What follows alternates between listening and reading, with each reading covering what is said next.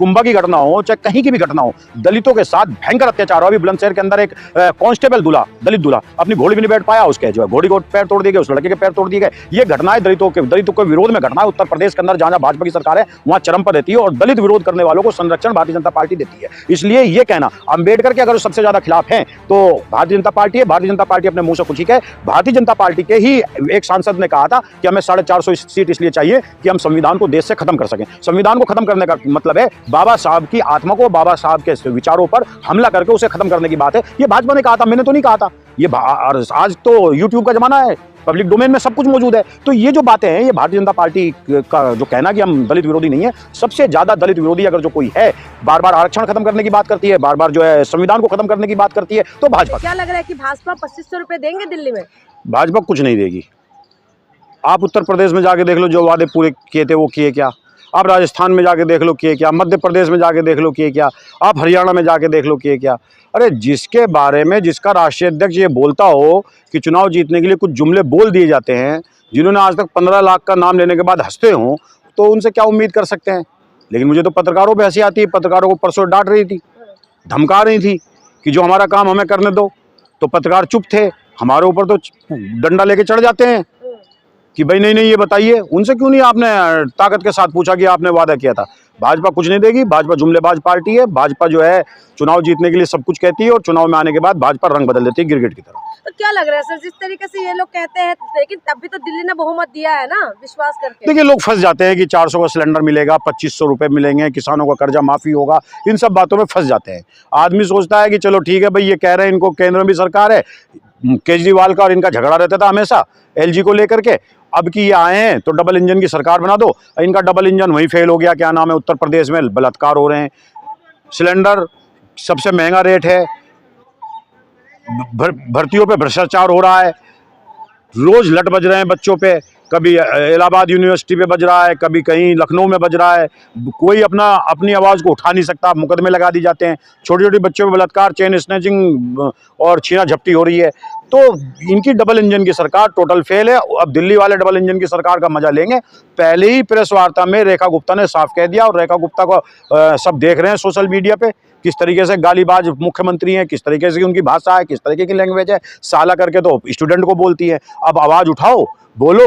अब तो एलजी का भी बहाना नहीं है, और पत्रकारों को भी अपनी आवाज़ मुखर करनी चाहिए कि जो हमारा काम है हम करेंगे। अरे भाई, तुम्हारा काम जो तुम करोगे वो तो ठीक है, लेकिन हमें भी तो जिम्मेदारी दी है संविधान ने सवाल पूछने की।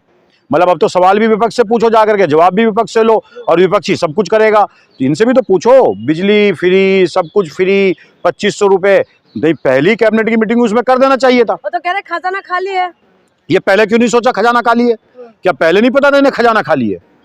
पहले क्यों नहीं सोचा था खजाना खाली है? अब खजाना खाली होने का बहाना नहीं चलेगा। आपने 2500 का वादा किया था, 2500 देने पड़ेंगे, नहीं तो महिलाएं हाथों में आप आम आदमी पार्टी की चुनाव चिन्ह जो है झाड़ू, उसको लेकर के आपके कार्यालय पहुंच जाएंगे। सर, जिस तरीके से आज देखा होगा कि विधानसभा में जो आतिशी है, आतिशी को लेकर 22 विधायक को सस्पेंड कर दिया, और वजह यही है कि फोटो जो भीमराव अंबेडकर का फोटो हटा दिया है आते साथ ही उनकी जो सचिवालय से। तो क्या लग रहा है सर, ये बहुत बड़ा मुद्दा बनने वाला है? देखिए, मुद्दा आखिर आप इसको समझिए। जब आम आदमी आई थी तो राष्ट्रपिता महात्मा गांधी का फोटो हटा दिया था। तो राष्ट्रपिता महात्मा गांधी भी तो इस देश के एक बड़े जो है हस्ती रहे हैं, इस देश को आजाद कराने की लीड किया है, राष्ट्रपिता है। वो नोट पे उनका फोटो रहा है, तो उनका फोटो हटा दिया था। अब ये आए तो इन्होंने अंबेडकर जी का और शहीद आजम भगत सिंह का फोटो हटा दिया है। दोनों एक ही थैली के चट्टे बट्टे हैं। गांधी, नेहरू और भगत सिंह और अंबेडकर को दोनों ही लोग पसंद नहीं करते हैं। वो चुनाव में आने के लिए, सरकार में आने के लिए ये सब कहते हैं। कांग्रेस इस देश की एक वाहिद पार्टी है जो नेहरू नीति, अंबेडकर नीति और शहीद आजम भगत नीति, इन सब चीज़ों पे काम करती है। ये गांधी विरोधी हैं, ये अंबेडकर विरोधी हैं, ये सरदार भगत सिंह क्रांतिकारी विरोधी हैं। दोनों के ब्लड एक से ही हैं। दोनों चोर चोर मोसेरे भाई, दोनों ने दिल्ली लूट करके खाई। लेकिन वो कह रहे, जो बीजेपी है वो तो कह रहे कि हम दलित विरोधी नहीं है। कह रहे हम क्या अपने प्रधानमंत्री का फोटो नहीं लगा सकते? बीजेपी दलित विरोधी नहीं है, इस बात को बीजेपी के कहने से कुछ नहीं होता। कुंभा की घटना हो चाहे कहीं की भी घटना हो, दलितों के साथ भयंकर अत्याचार हो। अभी बुलंदशहर के अंदर एक कांस्टेबल दूल्हा, दलित दूल्हा, अपनी घोड़ी भी नहीं बैठ पाया, उसके जो है घोड़ी को पैर तोड़ दिए गए, उस लड़के के पैर तोड़ दिए गए। ये घटनाएं दलितों के विरोध में घटना है। उत्तर प्रदेश के अंदर जहां भाजपा की सरकार है वहां चरम पर रहती है और दलित विरोध करने वालों को संरक्षण भारतीय जनता पार्टी देती है। इसलिए ये कहना अंबेडकर के अगर सबसे ज्यादा खिलाफ हैं तो भारतीय जनता पार्टी है। भारतीय जनता पार्टी अपने मुंह से कुछ ही कहे।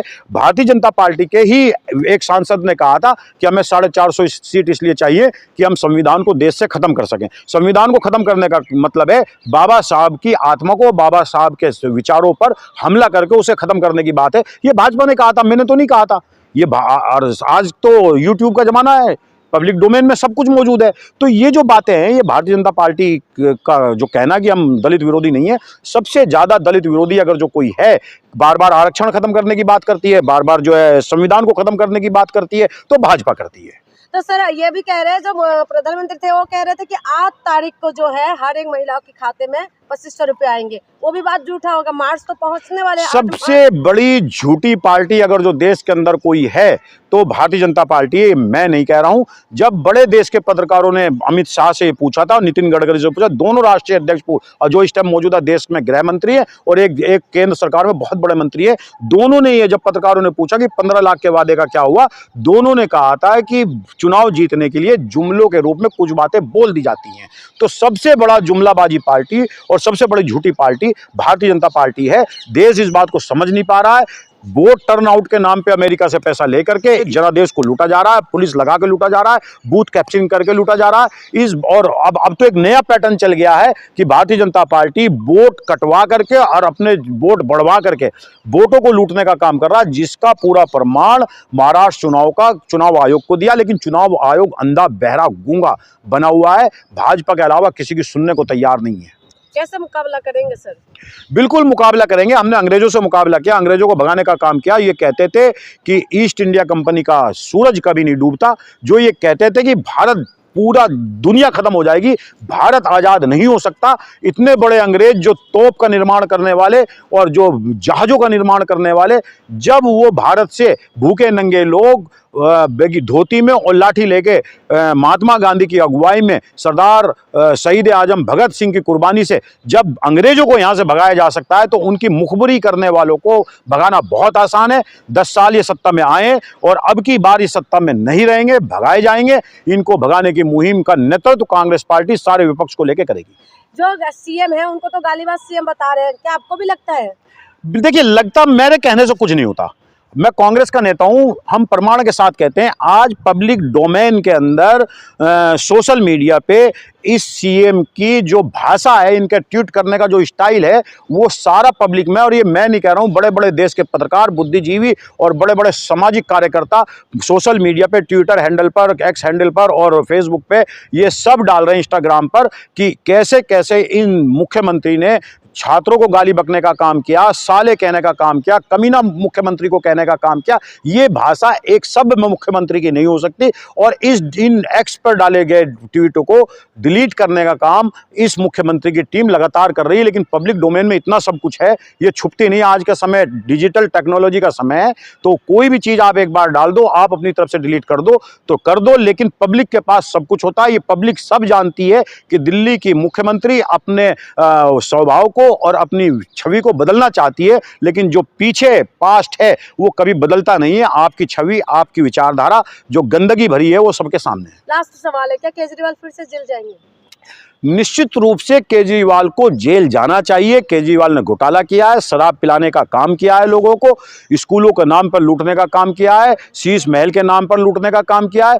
कांग्रेस पार्टी इस बात को पहले दिन से कहती आ रही है कि शीला दीक्षित और उनकी सरकार पर जो आरोप केजरीवाल ने लगाए थे, ना वो सिद्ध हुए, ना उनके आरोप लगे, ना मुकदमे हुए। केजरीवाल खुद 10 साल 15 साल सत्ता में रह लिए और उसके बाद हरियाणा में भाजपा की सरकार रह ली। आज तक कांग्रेस का नेता ना कोई जेल गया है, और जो कुछ जो सीएजी के मुकदमे हुए थे उसमें अनुमानित घाटा लगा करके उसको भी बरी कर दिया गया। हम इस बात को कहते थे कि ये आरएसएस की पैदाइश है और ये घपला भ्रष्टाचार घोटाला करने आया है। वीडियो मौजूद है कैसे कुमार विश्वास के साथ बैठ करके एक कमरे में हंसी मजाक करते हुए पब्लिक को बेवकूफ बनाने का काम किया था। ये घोटालेबाजों को जेल जाना चाहिए और ये कलई खुलनी चाहिए। ये सब एक है। कांग्रेस को कमजोर करने के लिए दिल्ली के अंदर शीला जी को बदनाम करने के लिए केजरीवाल को लाया गया था और आज वही भारतीय जनता पार्टी केजरीवाल को समाप्त करने का काम कर रही है।